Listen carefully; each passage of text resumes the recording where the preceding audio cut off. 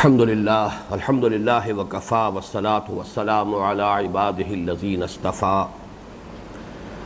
خصوصاً علی افضلہم وخاتم النبیین محمد الامین وعلی آلہ وصحبہ اجمعین اما بعد فاعوذ باللہ من الشیطان الرجیم بسم اللہ الرحمن الرحیم اللہ نور السماوات والارض مثل نورہ کمشکاۃ فیہا مصباح المصباح فی زجاجہ الزجاجۃ کأنہا کوکب دری یوقد من شجرۃ مبارکۃ زیتونۃ لا شرقیۃ ولا غربیہ یکاد زیتہا یضیء ولو لم تمسسہ نار نور علی نور یہد اللہ لنورہ من یشاء ویضرب اللہ الامثال للناس واللہ بکل شیء علیم فی بیوت اذن اللہ ان ترفع ویذکر فیہا اسمہ یسبح لہ فیہا بالغدو والآصال رجال لا تلہیہم تجارۃ ولا بیع عن ذکر اللہ واقام الصلاۃ وایتاء الزکاۃ یخافون یوما تتقلب فیہ القلوب والابصار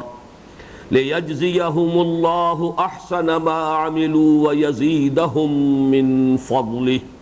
واللہ یرزق من یشاء بغیر حساب صدق اللہ العظیم رب اشرح لی صدری ویسر لی امری واحلل عقدۃ من لسانی یفقہوا قولی اللہم ربنا الہمنا رشدنا واعذنا من شرور انفسنا اللہم ربنا نور قلوبنا بالایمان واشرح صدورنا للاسلام ووفقنا لما تحب وترضى آمین یا رب العالمین۔ گزشتہ دو نشستوں میں ہم مطالعہ قرآن حکیم کے منتخب نصاب کے 7ویں اور اس کے دوسرے حصے کے 3 درس کے ضمن میں چند تمہیدی اور ابتدائی نکات میں نوٹ کر چکے ہیں، اور پھر پہلی آیت جو قرآن مجید کی طویل آیات میں سے ہے اس کا مطالعہ مکمل کر چکے ہیں۔ آج سب سے پہلے تو 3 مزید نکات کہ جو اس درس کے ضمن میں قرض رہ گئے ہیں وہ میں بیان کروں گا۔ اس کے بعد پھر اس نور ایمان کا جو ظہور ہوتا ہے بندہ مومن کی شخصیت میں، اس کے سیرت و کردار میں، آج ہمیں اصلاً اس کا مطالعہ کرنا ہے۔ وہ 3 نکات یہ ہیں کہ جو تمثیل آئی ہے کہ ایک طاق ہے اور طاق میں ایک چراغ ہے اور چراغ ایک شیشے میں ہے، جس کے بارے میں یہ میں بات بیان کر چکا ہوں کہ حبر الامہ حضرت عبداللہ ابن عباس رضی اللہ تعالی عنہما کا قول یہ ہے کہ یہ در حقیقت بندہ مومن کے سینے میں، اس کے قلب میں جو نور ایمان ہے اس کے لیے تمثیل ہے۔ تو اس میں اس بات کی طرف بھی اشارہ کرنا ہے کہ ایک ظاہری اور جسمانی اعتبار سے بھی اس تمثیل کے اندر بڑی بلاغت ہے، اس لیے کہ انسان کا جو سینہ ہے اور اس کی پسلیوں کا جو پنجر ہے وہ واقعتاً ایک طاق کے مانند ہے۔ ڈائفرام جو ہے کہ جو ایبڈومن کو جدا کرتی ہے تھوریسک کیویٹی سے، وہ گویا کہ اس طاق کے فرش کے مانند ہے،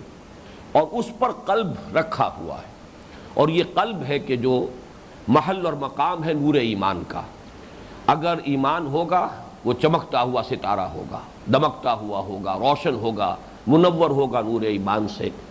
تو گویا کہ ایک لفظی اور جسمانی اور ایک فزیکل مشابہت بھی اور بلاغت اور فصاحت بھی اس تمثیل میں موجود ہے کہ مشکات گویا کہ انسان کے بندہ مومن کے سینے کی ان ہڈیوں سے جو ایک وجود میں آتا ہے طاق کی سی صورت، اس کی طرف اشارہ ہے، اور پھر اس میں جو دمکتا ہوا چراغ ہے وہ بندہ مومن کا قلب ہے جو نور ایمان سے منور ہے۔ دوسری بات جو میں نے کل عرض کی تھی کہ یہ لائٹ جس کا ہمارا تصور ہے، یہ روشنی جو ہمیں تو اصل میں سورج سے ملتی ہے، یہ در حقیقت ایک مادی حقیقت ہے، ایک میٹیریل فنومینن ہے، ورلڈ آف میٹر سے اس کا تعلق ہے، لیکن یہ کہ ورلڈ آف میٹر میں یہ روشنی اور اس کی شعاعیں جو ہے یہ سب سے زیادہ کانسٹنٹ رہنے والی ویلیو ہے، اس میں تغیر و تبدل نہیں ہوتا، اس کی رفتار بالکل ایک ہی رہتی ہے۔ ریلیٹیوٹی اور اعتباری جو نسبتیں ہیں وہ اسے متاثر نہیں کرتی۔ اس اعتبار سے یہ کہا جا سکتا ہے کہ یہ حد فاصل ہے عالم امر اور عالم خلق میں، اگرچہ خود عالم خلق کی شے ہے لیکن بالکل عالم امر کی سرحد سے قریب تر ہے۔ اس اعتبار سے نور ایمان کی تمثیل کے لیے اسے اختیار کرنا بہت ہی حقیقت پر مبنی ہے، گویا کہ سائنسی اعتبار سے بھی وہ بات ہمارے سامنے پورے طور سے مبرہن ہو جاتی ہے۔ تیسری بات یہ کہ نور وحی کو، یہ بات ہم کل سمجھ چکے ہیں کہ نور ایمان مرکب ہے دو نوروں سے، نور فطرت اور نور وحی، اور نور وحی کے لیے جو لفظ آیا ہے اس تشبیہ اور تمثیل میں نار کا، یکاد زیتھا یضیء ولو لم تمسسہ نار، وہ جو صدیقین ہیں، وہ لوگ کہ جن کی فطرت بھی سلیم ہو، جو عقل سلیم کے مالک ہوں، ان لوگوں کی کیفیت یہ ہے کہ ان کی شخصیتوں کا روغن گویا کہ بھڑک اٹھنے کو بیتاب ہے، خواہ ابھی آگ نے اسے چھوا ہی نہ ہو، اتنا صاف و شفاف فطرت کا معاملہ۔ تو یہ جو نار جو ہے، یہ لفظ سورہ بقرہ کے دوسرے رکوع میں بھی جو دو تمثیلیں آئی ہیں، مثلہم کمثل الذی استوقد نارا فلما اضاءت ما حولہ ذہب اللہ بنورہم وترکہم فی ظلمات لا یبصرون صم بکم عمی فہم لا یرجعون۔ وہاں بھی نبی اکرم صلی اللہ علیہ وسلم کو تشبیہ دی گئی ہے ایک ایسے شخص سے جو ایک اندھیری رات میں آگ روشن کر دے۔ اندھیری شب ہے جدا اپنے قافلے سے ہے تو، تیرے لیے ہے میرا شعلہ نوا قندیل، وہ جو نقشہ ہے اس شعر کے اندر کہ کوئی قافلہ گھرا ہوا ہے کسی طوفانی شب میں، گھپ اندھیرا ہے، کسی کو کچھ نظر نہیں آ رہا، راستہ کدھر ہے، کدھر جائیں، کہ کوئی ہمت کرتا ہے، محنت کرتا ہے، کوئی لکڑیاں جمع کرتا ہے، آگ لگاتا ہے اور اس سے ایک آگ روشن ہو جاتی ہے۔ در حقیقت یہاں وہ شخص جو ہے وہ حضور اکرم ہے صلی اللہ علیہ وسلم، اور وہ جو آگ روشن ہو جاتی ہے وہ نور وحی ہے۔ تو فلما اضاءت ما حولہ ذہب اللہ بنورہم، جب ماحول اس نور وحی سے منور ہو جاتا ہے تو کچھ لوگ ایسے ہوتے ہیں جن میں تکبر اور حسد کی آگ ہوتی ہے، ان کے اندر یہ حجابات جو ہیں تکبر اور حسد کے وہ اتنے گہرے ہوتے ہیں کہ بجائے اس کے کہ اس نور وحی سے استفادہ کریں اور اپنے باطن کو منور کریں، ان کے اوپر اور غلاف جو ہے اور بھاری اور سخت ہو جاتے ہیں۔ تعصب کی وجہ سے ان کی آنکھوں پر پٹیاں بن جاتی ہیں، گویا کہ ان کا نور بصارت ہی سلب ہو جاتا ہے، ذہب اللہ بنورہم۔ تو وہاں بھی وحی کے لیے اسی لفظ کا استعمال کیا گیا ہے جو یہاں آیا ہے وَلَوْ لَمْ تَمْسَسْهُ نَارٌ۔ بہرحال اب اس تمثیل کو دوبارہ ایک مرتبہ صرف ترجمہ کرتے ہوئے ذہن میں تازہ کر لیں۔ اللہ نور ہے آسمانوں اور زمین کا، اس کے نور کی مثال فی قلب المومن، بندہ مومن کے دل میں ایسے ہے کمشکات فیہا مصباح، جیسے ایک طاق ہو جس میں ایک چراغ ہو، المصباح فی زجاجہ، وہ چراغ ایک شیشے میں ہو، چمنی میں ہو، گلوب میں ہو، الزجاجۃ کانہا کوکب دری یوقد من شجرۃ مبارکۃ زیتونۃ لا شرقیۃ ولا غربیہ، اور وہ شیشہ ایسے چمکتا ہو جیسے کہ چمکدار ستارہ، اور اس میں جلایا جاتا ہو روغن ایک ایسے مبارک زیتون کے درخت کا جو نہ شرقی ہو نہ غربی، اور وہ روغن بھڑک اٹھنے کو بیتاب ہو، خواہ اسے ابھی آگ نے چھوا تک نہ ہو۔ اب اگر وہ آگ بھی چھو لے، یہ گویا کہ یہاں الفاظ محذوف ہیں، نور علی نور، پھر نور پر نور ہے، اس نور فطرت پر نور وحی کا اضافہ ہوتا ہے اور اس سے نور ایمان کی تکمیل ہو جاتی ہے۔ یہدی اللہ لنورہ من یشاء، اللہ رہنمائی فرماتا ہے اپنی نور کی طرف، اس نور ایمان کی طرف، نور معرفت کی طرف، من یشاء، جس کو چاہتا ہے۔ وَيَضْرِبُ اللَّهُ الْأَمْثَالَ لِلنَّاسِ، اور اللہ ایسی مثالیں، یہ مثالیں بیان فرماتا ہے لوگوں کے لیے، یہ ان کی ضرورت ہے، اللہ کی نہیں۔ وَاللَّهُ بِكُلِّ شَيْءٍ عَلِيمٌ، اللہ تعالیٰ تو ہر چیز کا علم کامل رکھتا ہے، ہر شے کی اصل حقیقت اور ماہیت کو جانتا ہے۔ اب اس تمثیل کے بعد 3 آیات میں جو ابھی ہم نے تلاوت کی ہیں، ایک نقشہ کھینچا جا رہا ہے بندہ مومن کی شخصیت کا۔ اس سے پہلے کہ ہم لفظ بلفظ مطالعہ کریں ان 3 آیات کا، جو بات میں نے کل بھی عرض کی تھی اسے ذہن میں تازہ کر لیجئے کہ یہ جو ہمارے 2 دروس ہیں، ایمان کی حقیقت اور ماہیت کو بیان کرنے کے لیے دو اسلوب جو قرآن مجید میں آئے، جن میں سے ایک کی نمائندگی ہوئی سورہ آل عمران کی آیات 190 تا 195 سے، اور دوسرے اسلوب کی نمائندگی ہو رہی ہے ان آیات مبارکہ سے جن کا اس وقت ہم مطالعہ کر رہے ہیں۔ ان میں ہم یہ دیکھتے ہیں کہ دونوں مقامات پر اس نور ایمان کا ظہور جو ہوتا ہے بندہ مومن کی شخصیت میں، اس کا ایک نقشہ کھینچا گیا ہے، اگرچہ یہ دونوں نقشے بالکل مختلف ہیں۔ یوں کہا جا سکتا ہے کہ بندہ مومن کی سیرت و کردار کی تصویر کے دو رخ ہیں۔ ان میں سے ایک رخ وہ ہے کہ جس کا سورہ آل عمران میں ذکر ہوا، فالذین ہاجروا واخرجوا من دیارہم واوذوا فی سبیلی وقاتلوا وقتلوا،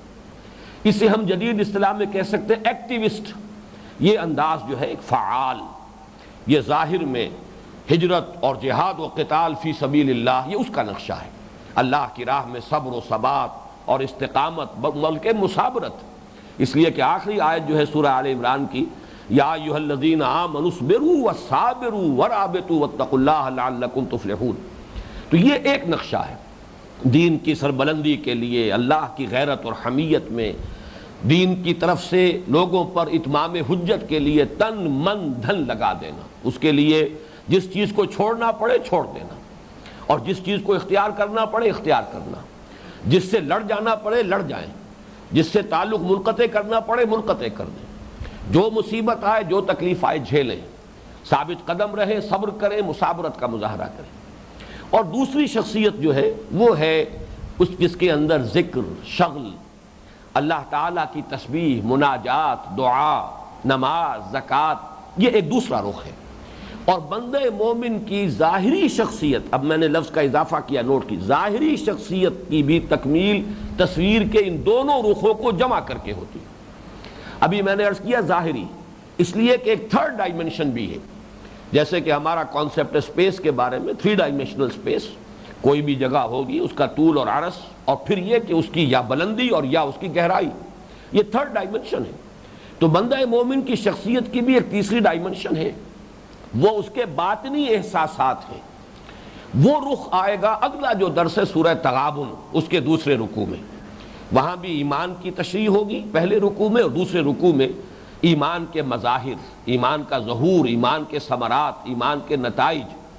اس شجرہ طیبہ میں جو پھل لگتے ہیں، جو برگ و بار آتے ہیں، ان کا ذکر، اور ان میں خاص طور پر یہ ایسوٹیرک ایلیمنٹ جسے کہا جائے گا، یہ باطنی رخ جو ہے بندہ مومن کی شخصیت کا، اس کے باطنی احساسات کیا ہوتے ہیں، اس کا نقطہ نگاہ کیا ہوتا ہے، اس کا زاویہ نگاہ کیا ہوتا ہے، یہ تیسرا رخ آ کر تب جا کر بندہ مومن کی شخصیت کی تصویر مکمل ہمارے سامنے آئے گی۔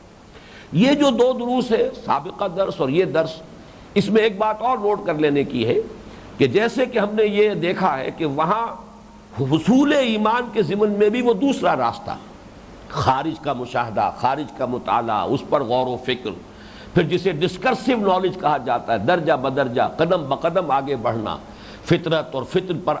عقل کی رہنمائی، اور اس میں درجہ بدرجہ آگے بڑھتے ہوئے عقلی ایمان، سمعی ایمان، وہاں تک پہنچنا۔ تو جیسا کہ میں نے کل عرض کیا تھا، یہ ایکسٹروورٹس کا معاملہ ہے، لہذا وہاں جو بندہ مومن کی شخصیت کے مظاہر بیان ہوئے وہ بھی خارج سے متعلق ہیں۔ اس کی شخصیت کا وہ پہلو، فعالیت جس میں ہے، جس میں سعی و جہد ہے، جس میں صبر و مثابرت ہے، جس میں مقابلہ ہے، جس میں جہاد اور قتال ہے۔ اور یہاں چونکہ دوسرا رخ سامنے آ رہا ہے، یہ ہے وہ انٹروورٹس کا معاملہ، یہ دروم بینی والا معاملہ، لہذا یہاں شخصیت کا رخ بھی وہ آ رہا ہے جس میں آپ کو خلوت گزینی، مسجدوں میں جانا، اعتکاف کرنا، اللہ کے نام کی مالا جپنا، اس کا ذکر کرنا، تسبیح و مناجات کرنا۔ تو اس اعتبار سے حصول ایمان کے جو 2 مختلف راستے تھے جن پر گزشتہ نشستوں میں تفصیلی گفتگو ہو چکی ہے، ان سے جو ایمان حاصل ہوتا ہے، اس کے جو ثمرات و نتائج ہیں، ان میں بھی یہ تھوڑا تھوڑا فرق ہے۔ البتہ یہ نوٹ کر لیجئے، جیسا کہ میں نے عرض کیا ہے کہ تصویر مکمل ہوگی دونوں رخوں سے، لیکن اس سے پہلے جیسا کہ میں عرض کر چکا ہوں مختلف مواقع پر کہ یہ جامعیت بہت شاذ ہوتی ہے کہ جو انسانوں میں نظر آئے۔ عام طور پر انسان یک رخے ہوتے ہیں، جیسے ہم نے سابق درس میں دیکھا تھا، 6 درس میں، کہ یا تو انسان کے اندر جو ہے وہ ذکر کی طرف رجحان زیادہ ہوگا یا فکر کی طرف زیادہ رجحان ہوگا، یا ذاکرین کا حلقہ ہوگا یا مفکرین نظر آئیں گے۔ ایسے لوگ بہت کم ہوں گے کہ جن میں ذکر و فکر کا یہ اختلاط موجود ہو۔ جیسے کہ علامہ اقبال نے کہا کہ فقر قرآن اختلاط ذکر و فکر، حالانکہ اصل پروڈکٹیو شے یہی ہوگی، صحیح نتائج تک انسان کو پہنچانے والا فقر وہی ہوگا جس میں یہ ذکر اور فکر کا اختلاط موجود ہے۔ لیکن عام طور پر نظر یہی آتا ہے کہ یا تو ادھر کی طرف رجحان زیادہ ہے یا ادھر کی طرف رجحان زیادہ ہے۔ اسی طرح یہ ایکسٹروورٹس اور انٹروورٹس کا فرق بھی انسانی شخصیتوں میں، طباع میں نمایاں طور پر نظر آتا ہے۔ کسی درجے میں فرق کا ہونا یہ تو یوں سمجھیے کہ ایک فطرت کا تقاضا ہے، اللہ تعالیٰ کی خلاقی میں یہ بو قلمونی موجود ہے، رنگا رنگی موجود ہے، مونوٹنی نہیں ہے، تمام انسان ایک ہی مزاج کے اللہ نے نہیں بنائے ہیں۔ لیکن ایسا نہیں ہونا چاہیے کہ انسان بالکل یک رخا ہو جائے، اپنا آئیڈیل یہی رکھے، کوشش یہی کرے کہ ان دونوں کو جمع کرے۔ انہی دونوں کے جمع ہونے کی بلند ترین صورت وہ ہے جو ہمیں نظر آتی ہے صحابہ کرام میں، کہ ہم رہبان باللیل و فرسان بالنہار، کہ دن میں وہ شہ سوار تھے جہاد اور قتال فی سبیل اللہ، اور دن رات کے وقت وہ رہبان نظر آتے تھے، راہبوں کا سا نقشہ ہوتا تھا۔ جہاں بھی صحابہ کرام کی فوجوں کا پڑاؤ ہوتا تھا یہ محسوس ہی نہیں ہو سکتا تھا کہ یہاں کوئی فوج جو ہے پڑاؤ کیے ہوئے ہے، بلکہ شاید کوئی خانقاہ ہے، کوئی راہبوں کی قیام گاہ ہے، یہ نقشہ نظر آتا تھا۔ بہرحال اس کو ایک آئیڈیل کی حیثیت سے سام رکھنا ضروری ہے، اگرچہ کسی نہ کسی درجے میں فرق و تفاوت اختلاف طباع کے اعتبار سے یہ تو دنیا میں موجود رہے گا اور اسے کنڈون کیا جانا چاہیے۔ جیسا کہ میں نے پہلا درس جو ہے سورۃ العصر کے ضمن میں بھی عرض کیا تھا کہ یہ چاروں چیزیں، ایمان، عمل صالح، تواصی بالحق، تواصی بالصبر، یہ بیس لائن ہے۔ اب جو اس کی ورٹیکل جو اسپیکٹ ہے، اس کے اندر جو کوانٹیٹیٹیو ایلیمنٹ سے اضافہ ہوگا، جتنا ایمان بڑھے اتنا ہی عمل کے اندر بھی اضافہ ہونا چاہیے، اتنا ہی تواصی بالحق کے اندر بھی ترفع پیدا ہونا چاہیے، اتنا ہی تواصی بالصبر کے اندر بھی بلندی آنی چاہیے۔ تو اگر تو یہ ایک متوازن طریقے پر ترقی ہوگی تو یہ صحیح ہے، اگرچہ کسی درجے میں کمی بیشی وہاں بھی اختلاف طباع کے اعتبار سے، کہ کچھ لوگوں کو ایمان کے ساتھ اور ذاتی اپنے افعال و اعمال کی طرف زیادہ رجحان ہو، اور تواصی بالحق اور تواصی بالصبر کی طرف اتنی زیادہ توجہ نہ ہو، یا کچھ لوگوں کا طبعی رجحان جو ہے وہ وہی ایکسٹروورٹس جو فعال طباع ہوں گی، ان کا تواصی بالحق اور تواصی بالصبر کی طرف رجحان زیادہ ہوگا، بھاگ دوڑ زیادہ کریں گے، دعوت و تبلیغ اور جہاد و قتال فی سبیل اللہ میں زیادہ نمایاں نظر آئیں گے، جبکہ وہ پہلی طرف جو ہے معاملہ اتنا اونچا نہیں ہوگا۔ تو کسی درجے میں کمی بیشی یہ کنڈون کی جا سکتی ہے، اور یہ در حقیقت اللہ تعالیٰ کی خلاقی کے مظاہر ہیں۔ لیکن اگر بے انتہا فرق و تفاوت ہو جائے کہ ایک اعتبار سے تو انسان جو ہے ایمان بالغیب کی بجائے بھی ایمان بالشہادہ کی حصول کی کوشش کر رہا ہے، مراقبوں کی انتہا ہو گئی ہے، مجاہدے ہو رہے ہیں، دوسری طرف یہ ہے کہ بے غیرتی کا یہ عالم ہے کہ ماحول میں باطل کا بول بالا ہو رہا ہے اور انہیں فکر ہی نہیں، جس کی کہ اس حدیث میں آئی ہے کہ اقلبھا علیہ وعلیہم فإن وجہہ لم یتمار فی اساعۃ القط۔ شخص تو وہ تھا کہ جس نے کبھی پلک جھپکنے جتنی دیر بھی معصیت میں نہیں گزاری، لیکن یہ کہ بے غیرتی کا یہ عالم تھا کہ اللہ تعالیٰ اور اس کے دین کی غیرت میں کبھی اس کے چہرے کا رنگ بھی متغیر نہیں ہوا، لہذا وہ دوسروں سے بڑھ کر مجرم ہے، الٹو اس بستی کو پہلے اس پر پھر دوسروں پر۔ اور اسی کے بالمقابل جہاد و قتال کا تو بڑا ولولہ ہو اور بہت غلغلہ ہو، لیکن یہ ہے کہ فرض نمازیں بھی پوری ادا نہ ہو رہی ہوں، اس کے بھی حقوق جو ہے وہ مجروح ہو رہے ہوں، یہ بالکل دوسری بات ہو جائے گی۔ تو یہ میں آج عرض کرنا چاہتا تھا کہ یہ 3 ڈائمینشنل کانسیپٹ سامنے رہے، اور ظاہری شخصیت کے بھی یہ 2 ڈائمینشنز جو سورہ آل عمران اور یہ سورہ نور کے جو ہمارے یہ دروس ہیں ان سے سامنے آتے ہیں، ان تینوں سے ایک جامع شخصیت جو ہے وہ ہمارے سامنے رہے اور وہ ہمارا آئیڈیل ہو۔ اب آئیے ان آیات کا لفظ بلفظ مطالعہ کریں۔ فی بیوت اذن اللہ ان ترفع ویذکر فیہا اسمہ یسبح لہ فیہا بالغدو والآصال، ان گھروں میں کہ جن کے لیے اللہ نے حکم دیا ہے کہ انہیں بلند کیا جائے اور نام لیا جائے، یاد کیا جائے ان میں اس کا نام، وہ تسبیح کرتے ہیں اس کی، یسبح لہ فیہا، اس میں، بالغدو والآصال، صبح کے وقت بھی اور شام کے اوقات میں بھی۔ اب یہ گویا کہ ان کا نمایاں ترین وصف ہے کہ جو سامنے آ رہا ہے، نور ایمان سے جن کے سینے اور قلوب منور ہیں ان کی شخصیت کا ایک نمایاں وصف یہ ہوگا۔ بیوتن سے یہ بھی مراد لیا گیا ہے کہ مساجد جو ہیں وہ تو اس میں شامل ہیں ہی، لیکن عام گھر بھی، وہ گھر جن میں اللہ کا بندہ جو ہے اللہ کا نام لیتا ہے، بلکہ پسندیدہ یہ ہے کہ نوافل جو ہے وہ تو گھروں میں ادا کیے جائیں اور مسجدوں کو صرف جو فرض نماز ہے اس کے لیے خاص کیا جائے۔ صحابہ کرام کا حضور کا معمول یہ تھا، اور حضور نے فرمایا بھی ہے کہ اپنے گھروں کو مقبرے نہ بنا لو، یعنی یہ کہ ساری نماز مسجد ہی میں ادا کر رہے ہیں، گھر میں آ کر نماز پڑھنے کا کوئی مرحلہ آتا ہی نہیں، موقع آتا ہی نہیں۔ تو ایک رائے یہ بھی ہے کہ یہاں بیوت سے مراد صرف مساجد نہیں بلکہ سب گھر ہیں، اہل ایمان کے گھر بھی شامل ہیں اور اللہ کے گھر بھی شامل ہیں، لیکن زیادہ رائے یہی ہے کہ اس سے مراد مساجد ہیں۔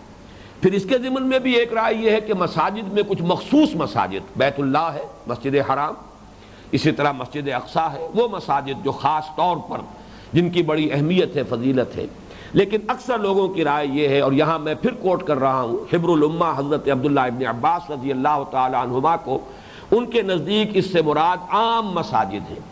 بلکہ بڑے پیارے الفاظ ہیں جو امام رازی نے ان کے نقل کیے ہیں، المساجد بیوت اللہ فی الارض ہی تضیء لأہل السماء کما تضیء النجوم لأہل الارض۔ یہ جو مسجدیں ہیں روئے ارضی پر، یہ اللہ کے گھر ہیں سب کے سب، اور یہ چمکتی ہیں آسمان والوں کے لیے۔ آسمان والے جو ہیں جب دیکھتے ہیں زمین کو تو اس زمین کے اندر یہ مساجد دمکتی ہیں، روشن ہوتی ہیں، جیسے کہ زمین والوں کے لیے جب وہ آسمان کی طرف دیکھتے ہیں تو ستارے دمکتے ہیں، جیسے ہم آسمان کو دیکھتے ہیں تو ان پر ستارے چمک رہے ہوتے ہیں، ایسے ہی آسمان کی جو مخلوق ہے فرشتے، وہ جب زمین کو دیکھتے ہیں تو انہیں چمکتے ہوئے جو سپاٹس نظر آتے ہیں، تاروں کی طرح چمکتے ہوئے، جیسے کہ ہم وہ الفاظ بھی پڑھ چکے ہیں، کانہا کوکب دری، ایسے ہے کہ جیسے کہ چمکدار ستارہ۔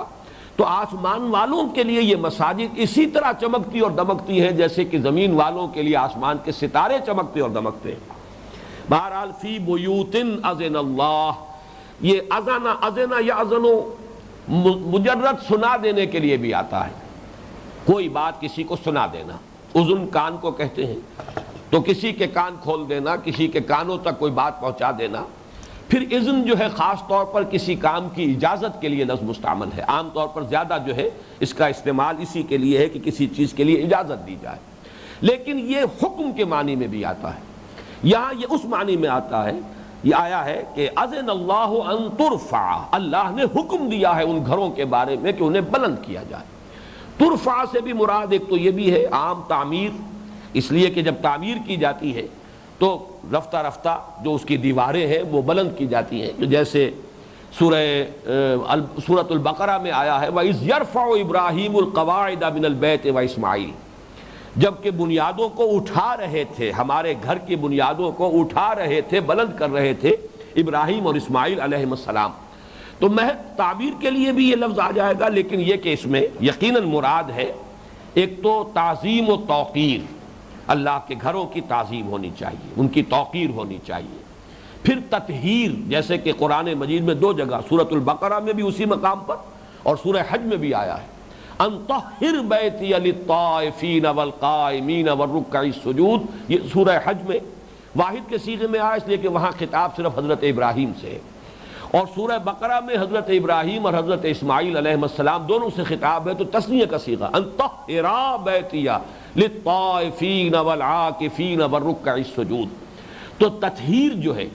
ظاہری نجاست سے بھی پاک و صاف رکھنا، باطنی نجاست یعنی شرک کی آلودگی سے اس کی حفاظت کرنا، اس کو پاک و صاف رکھنا۔ پھر تعظیم،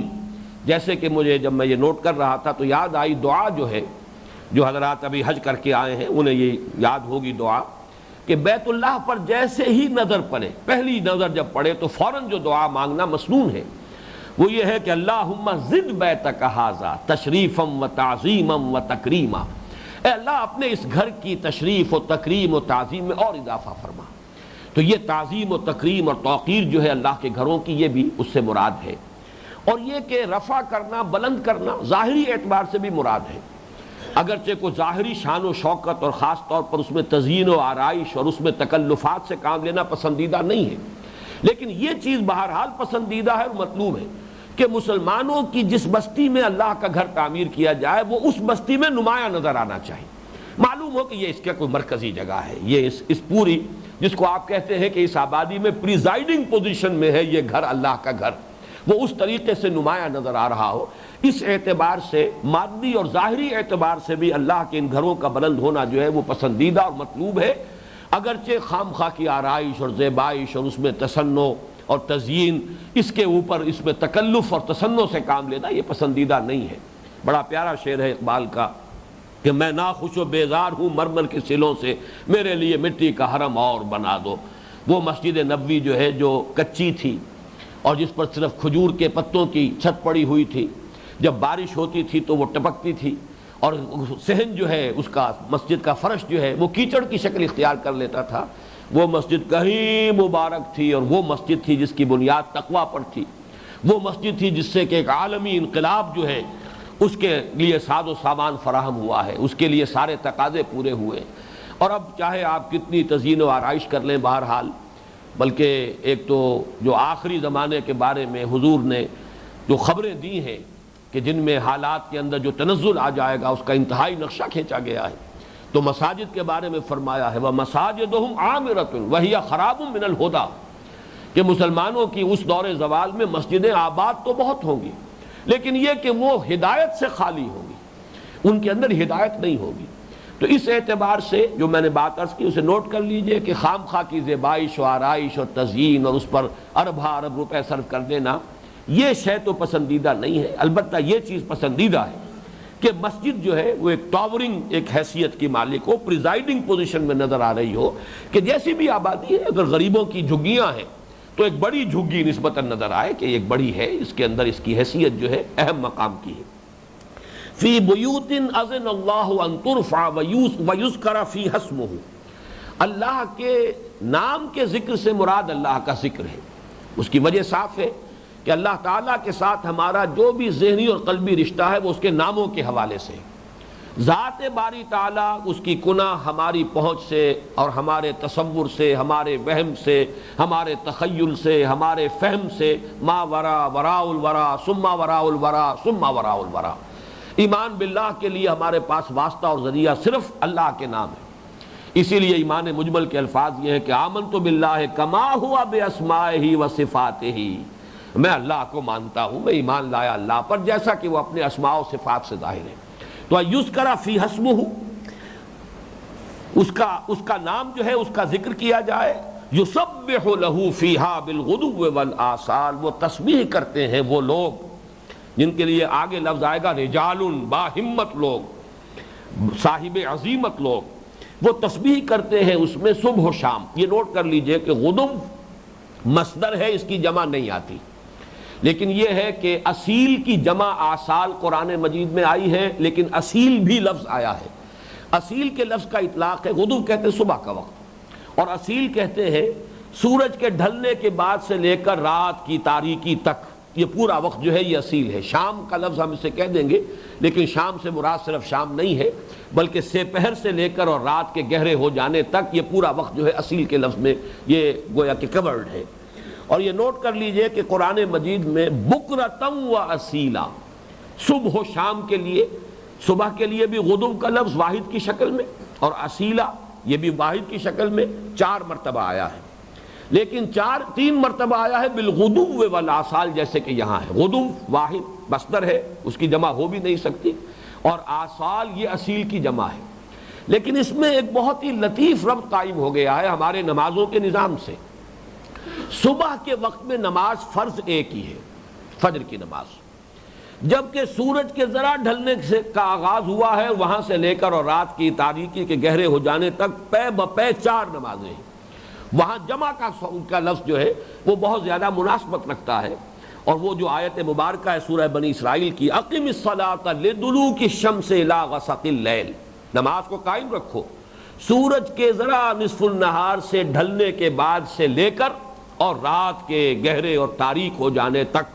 یہ گویا کہ نماز مسلسل قائم ہے، یہ تھوڑی دیر کے لیے آدمی آتا ہے پھر جاتا ہے پھر آتا ہے، جیسا کہ بارہا میں نے عرض کیا ہے کہ خاص طور پر سردیوں میں تو معلوم ہوتا ہے کہ پے بپے نماز ہی آ رہی ہے، آدمی آیا اور تھوڑی سی دیر کے بعد پھر اذان ہو گئی، پھر آدمی مسجد میں جا رہا ہے۔ جو شخص کے مسجد میں نماز پڑھنے کا عادی ہو، واقعہ یہ ہے کہ اور ذرا اگر گھر کا تھوڑا سا فاصلہ بھی ہو تو معلوم ہے کہ شام کا پورا وقت جو ہے وہ گویا کہ نماز ہی کی نظر ہو رہا ہے،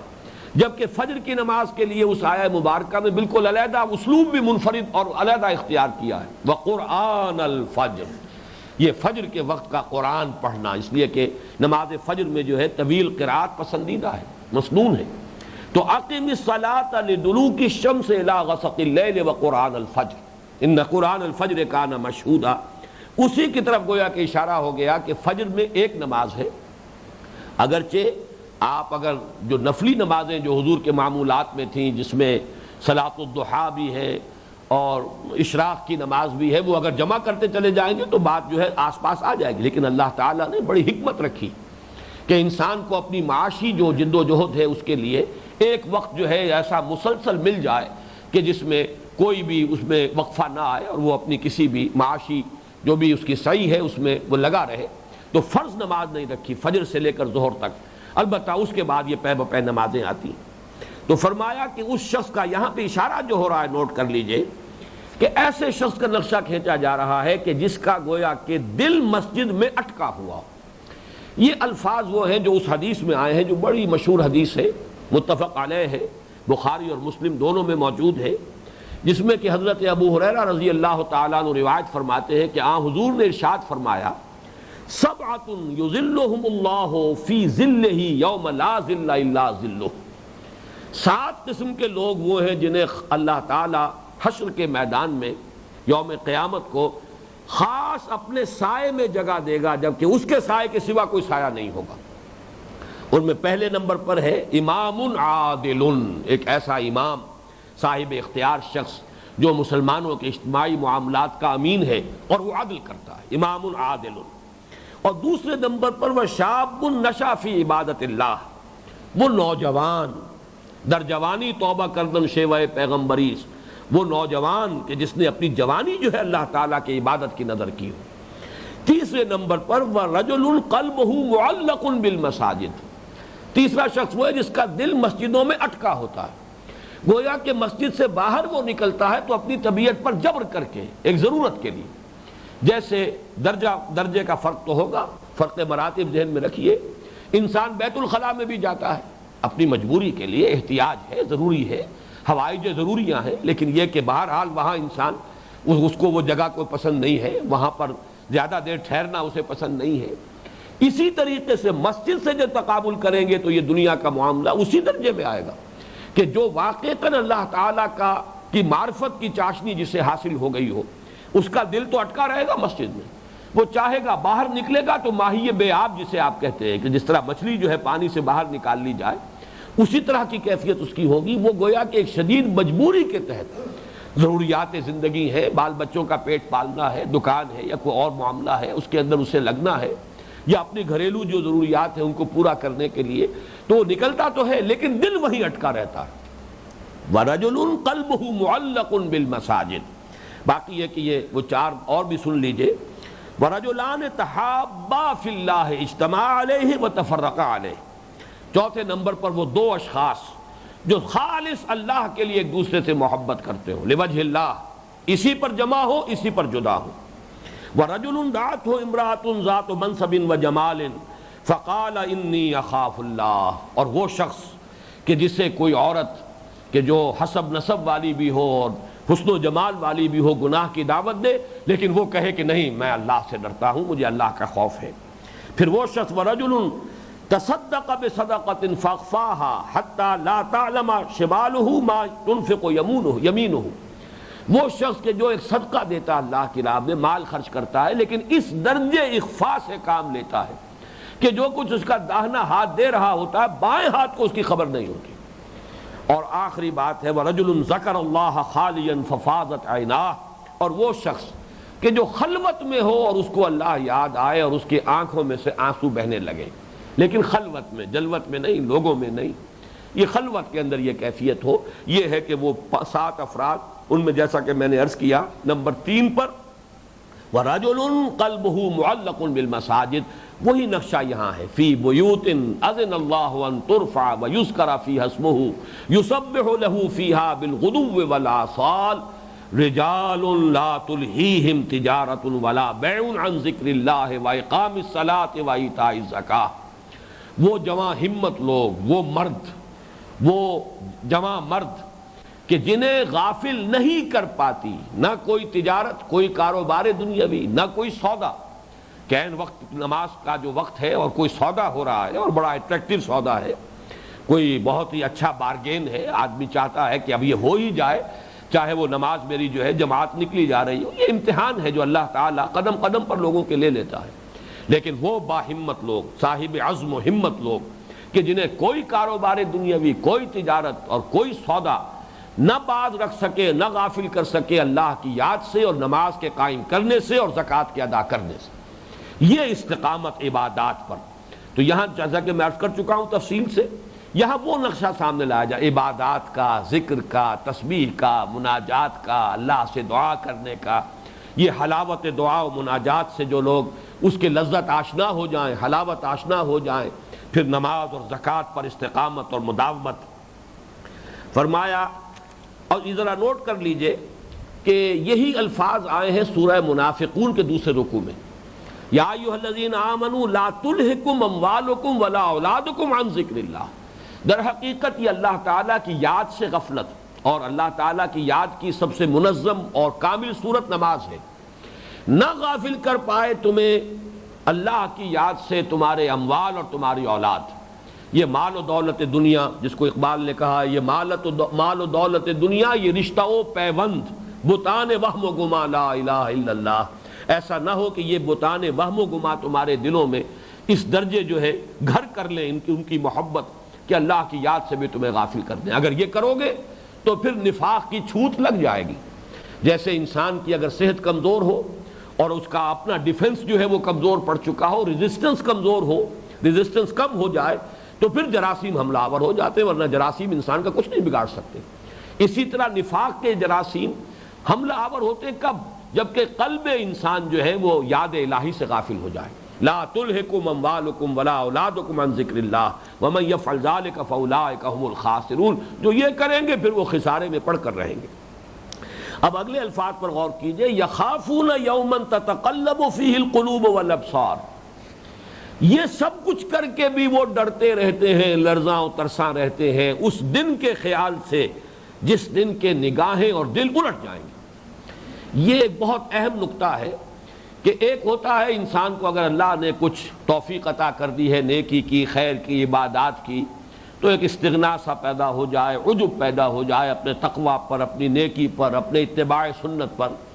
ایک یہ ہے کہ جتنا انسان اس میں بڑھے اتنا ہی اللہ تعالیٰ کی خشیت اور اس کے خوف میں بھی اضافہ ہوتا چلا جائے۔ یہ ہے در حقیقت اصل تقویٰ کا جو مظہر ہوگا، ورنہ معلوم ہوگا کہ کوئی پیتھولوجیکل کنڈیشن ہے، کوئی بیماری کی کیفیت ہے۔ یہ صورت تقویٰ ہے، حقیقت تقویٰ نہیں۔ حقیقت تقویٰ جو ہے کہ جتنا ہی انسان ترقی کرتا چلا جائے، جیسے کہ شیخ سعدی نے بہترین مثال دی ہے کہ درخت پر جب پھل آ جاتا ہے تو شاخیں جھک جاتی ہیں۔ یہ جھک جانا جو ہے، مثمر جو شاخ ہوگی وہ بجائے اس کے کہ اوپر کو اٹھے وہ نیچے جھکے گی۔ تو تواضع کا پیدا ہونا اور خشیت اور خشوع اللہ کے لیے بڑھ جانا، یہ ہے در حقیقت جو اصل تقویٰ ہوگا اس کی نشانی۔ اور اس میں بھی ایک خاص نقطہ ہے، اسے نوٹ کر لیجئے کہ یہ جو انٹروورٹس ہوتے ہیں، ایکسٹروورٹس کا مزاج یہ ہوتا ہے کہ وہ اپنے اندر جھانکتے ہی نہیں۔ جو خالص ایکسٹروورٹ ہوگا اس کو تو ساری دلچسپی خارج کی دنیا سے ہے۔ اگر فرض کیجئے کہ اسے کسی کام میں ناکامی ہو جاتی ہے تو اس کے اسباب بھی خارج میں تلاش کرے گا، کبھی اپنے اندر جھانک کر نہیں دیکھے گا کہ مجھ سے تو کوئی غلطی نہیں ہو گئی، اس نے یہ کر دیا، اس نے یہ کر دیا، اس نے یہ معاملہ بگاڑ دیا، وہ یوں آڑے آ گیا، فلاں حادثہ پیش آ گیا، لہذا میں ناکام ہو گیا۔ اور ایک وہ شخص ہوتا ہے دروبی، انٹروورٹ، وہ اس کی ہمیشہ توجہ اپنے باطن کی طرف ہوتی ہے، وہ غور کرتا رہتا ہے، اور ایسے شخص کے لیے ہمیشہ اپنی خامیاں، اپنی کوتاہیاں، اپنی کمزوریاں جو ہے اس کے سامنے رہیں گی۔ یہی مناسبت ہے کہ یہ جو انٹروورٹس کا معاملہ یہاں زیر بحث آ رہا ہے، حصول ایمان کا بھی وہ راستہ، اور نمبر دو پھر جو اوصاف اور اس کے جو مظاہر ایمان ہیں، شخصیت کے اور سیرت و کردار کے خد و خال، اور اس میں خاص طور پر یہ تیسری بات ایڈ کیجئے کہ یہ دروبین لوگ اپنے گریبانوں میں جھانکتے رہتے ہیں۔ اسی کو بعض اشعار میں لوگوں نے نمایاں کیا ہے کہ علماء کا، چونکہ ہمارے ہاں یہ صوفیہ اور علماء کے مابین چشمک رہی ہے، ایک دوسرے پر فقرے بازی ہوتی رہی ہے، یہ مدرسہ اور خانقاہ ہمارے ہاں دو انسٹیٹیوشنز ڈیولپ ہوئے ہیں۔ جب مسلمانوں کی حکومتیں تھیں تو یہ تین طبقے وجود میں آئے، وما افسد الدین الا الملوک، وَأَحْبَارُ سَوْءٍ وَرُهْبَانُهَا، سارا فساد ہوتا ہے بادشاہوں اور جو دنیا دار مولوی اور دنیا دار صوفی، یہ علماء سو، اور اسی طریقے سے جو راہب ہو، جو ظاہری راہب ہے حقیقت میں دنیا کے طالب۔ تو یہ مدرسہ اور خانقاہ جو اقبال نے بھی ایک مصرے میں جمع کیا ہے، اٹھا میں مدرسہ و خانقاہ سے نمناک، میں نے دونوں کو دیکھ لیا ہے، کہیں خیر نظر نہیں آ رہا، دونوں ہمارے انسٹیٹیوشنز جو ہیں وہ سڑ گئے ہیں، دونوں کے اندر ڈکے ہے، دونوں کے اندر زوال کی انتہا ہے۔ اٹھا میں مدرسہ و خانقاہ سے نمناک، کہیں مجھے خیر نظر نہیں آیا۔ تو یہ مدرسہ اور خانقاہ کی جو ایک دوسرے کے ساتھ چشمک رہتی تھی، فقرے چست ہوتے تھے، تو ملا کے بارے میں یہ کہا جاتا ہے اس کا کھاتا ہر وقت مکمل ہوتا ہے، وہ تو سمجھتا میں تو کام کر رہا ہوں، دین کا کام کر رہا ہوں، لوگوں کو خیر بتا رہا ہوں، مسئلے بتا رہا ہوں، خطبہ دے رہا ہوں، درس دے رہا ہوں۔ اور صوفی جو ہے اس کی پوتھی ہمیشہ کچی رہتی ہے، وہ بیچارہ سب کچھ کر کے بھی اسے یہ فکری دامنگیر رہتا ہے کہ پتہ نہیں، یہ فکر دو اعتبارات سے دامنگیر رہتا ہے، پتہ نہیں جو کچھ میں کر رہا ہوں اس میں خلوص ہے کہ نہیں۔ واقعہ یہ ہے کہ اس کا فیصلہ بسا اوقات انسان کے لیے مشکل ہو جاتا ہے، اس لیے کہ جتنی آپ کے اندر باریک بینی پیدا ہو جائے گی اتنا ہی آپ کو اپنے نقائص کا اور اپنے عیوب کا علم ہوگا، جتنا آپ اپنے اندر جھانکیں گے اتنی ہی آپ کو اپنی کمزوریاں نظر آئیں گی۔ تو پھر انسان محسوس کرتا ہے کہ میں اگرچہ بہت کچھ کر رہا ہوں لیکن یہ کہ پتہ نہیں اس میں خلوص شامل ہے یا نہیں، اور اگر خلوص نہیں ہے تو لینے کے دینے پڑ جائیں گے، یہ نیکی نہیں، یہ خیر نہیں، یہ بھلائی نہیں، یہ اعمال صالحہ نہیں، تو شرک قرار پائے گا۔ من صلی یرائی فقد اشرکا ومن صام یرائی فقد اشرکا ومن تصدق یرائی فقد اشرکا، جس نے دکھاوے کے لیے نماز پڑھی اس نے شرک کیا، جس نے دکھاوے کے لیے روزہ رکھا اس نے شرک کیا، جس نے دکھاوے کے لیے صدقہ و خیرات کا معاملہ کیا اس نے شرک کیا۔ تو یہ فکر دامنگیر رہتی۔ دوسری فکر یہ دامنگیر رہتی ہے کہ آج تو اللہ نے توفیق دی ہے، پتہ نہیں کل کیا حشر ہو، کوئی کہیں پاؤں پھسل جائے۔ بڑے بڑے لوگوں کے معاملات ہوئے ہیں، بلعام بن باورا کا ذکر سورہ اعراف میں ہے، وہ شخص آتیناہ آیاتنا، جسے ہم نے اپنی آیات عطا کی تھی، وَلَوْ شِئْنَا لَرَفَعْنَاهُ بِهَا، ہم چاہتے تو اسے اور بلند مقام عطا فرماتے ان آیات الہی کے ذریعے سے جو ہم نے انہیں عطا کی تھی، وَلَكِنَّهُ أَخْلَدَ إِلَى الْأَرْضِ، ایک عورت کے اغوا کے چکر میں پھنس کر، اور وہ سارا زہد اور ورع اور ساری عبادت اور ساری جو طاعت گزاری تھی پوری زندگی کی ختم ہوئی۔ تو یہ ہے کہ پتہ نہیں کوئی حادثہ ہو جائے۔ تو یہاں وہ نقشہ جو ہے، وہ ایسوٹیرک ایلیمنٹ جو میں نے کہا تھا، وہ یہاں پر آیا ہے اس اعتبار سے، یخافون یومن، یہ سب کچھ کر کے بھی لرزاں و ترساں، ان کے خشوع اور خضوع میں، ان کی خشیت اور ان کے خوف میں اضافہ ہوتا چلا جاتا ہے۔ یخافون یومن تتقلب فیہ القلوب والابصار، یہ اس قیامت کے دن کی سختی اور ہولناکی کا، جس میں دل الٹ جائیں گے، آنکھیں الٹ جائیں گی، نگاہیں پتھرا جائیں گی۔ لِيَجْزِيَهُمُ اللَّهُ أَحْسَنَ مَا عَمِلُوا، یہاں لام جو ہے یہ لام عاقبت کہلاتا ہے، یعنی جس کا نتیجہ یہ نکلے گا، یہ لام علت نہیں ہے بلکہ یہ لام عاقبت ہے۔ یہ کام جو ہے سارا جو نقشہ کھینچا گیا، اس کا جو عاقبت، اس کا جو نتیجہ نکلے گا وہ کیا ہے؟ لِيَجْزِيَهُمُ اللَّهُ أَحْسَنَ مَا عَمِلُوا، تاکہ بدلہ دے انہیں اللہ ان کے اعمال کا بہترین، احسن، عمدہ سے عمدہ، بہتر سے بہتر جو بدلہ عطا فرمائے، وَيَزِيدَهُم مِّن فَضْلِهِ، اور پھر مزید اضافہ کرے اس میں اپنے فضل سے۔ ایک ہے جزا اعمال کی مناسبت سے ہوگی، اس کے اندر بہرحال حسن زیادہ پیدا ہو جائے، لیکن یہ کہ اس کے اندر کوانٹٹی وائز جو کوئی نہ کوئی مناسبت رہے گی، عمل جس درجے کا اس درجے کی ہی اجرت ہوگی، اسی درجے کا اجر ہوگا، اسی درجے کا جو ثواب ہوگا۔ لیکن فضل خداوندی، فضل وہ شے جو بلا استحقاق اللہ دیتا ہے، اپنی طرف سے اضافہ فرماتا ہے، اس کے لیے کوئی حساب کتاب نہیں ہے۔ واللہ یرزق من یشاء بغیر حساب، یہ جہاں تک فضل کا تعلق ہے وہ تو اللہ تعالیٰ دیتا ہے جس کو چاہتا ہے، بے حد و حساب، بلا نہایت۔ اس کے ہاں پھر کیلکولیشنز کا معاملہ نہیں ہے، اس کے ہاں ناپ تول کا معاملہ اس کے فضل کے معاملے میں نہیں ہے۔ یہ ہے اس مرد مومن کی شخصیت کا ایک رخ۔ میں نے عرض کیا ہے کہ قرآن مجید کو مختلف مقامات کا تقابلی مطالعہ کر کے اور تالیفی مطالعہ، تالیف کہتے ہیں جمع کرنا، کہ مختلف مقامات پر کیا کیا نقشے آئے ہیں سیرت و کردار کے، کیا کیا جھلکیاں دکھائی گئی اس کیریکٹر کی کہ جو پسندیدہ ہے، مطلوب ہے۔ مرد مومن جسے اقبال کہتا ہے، یا بندہ مومن کی شخصیت کے جو خد و خال ہیں، اس کے کیا اوصاف ہیں۔ اس میں ایک نقشہ سورہ آل عمران کی آیات 190 تا 195 والے درس میں ہے، دوسرا نقشہ یہ ہے کہ جو ہم نے ابھی مطالعہ کیا ہے، ان دونوں سے مل کر بھی اصل میں سرفیس وجود میں آئی ہے۔ سرفیس کی دو ڈائمنشنز ہیں، ایک اس کی لینتھ ہے، ایک بریڈتھ ہے۔ یہ دونوں ڈائمنشن بھی ابھی سرفیس ہے، ظاہر ہے، جو سامنے نظر آنے والا نقشہ ہے۔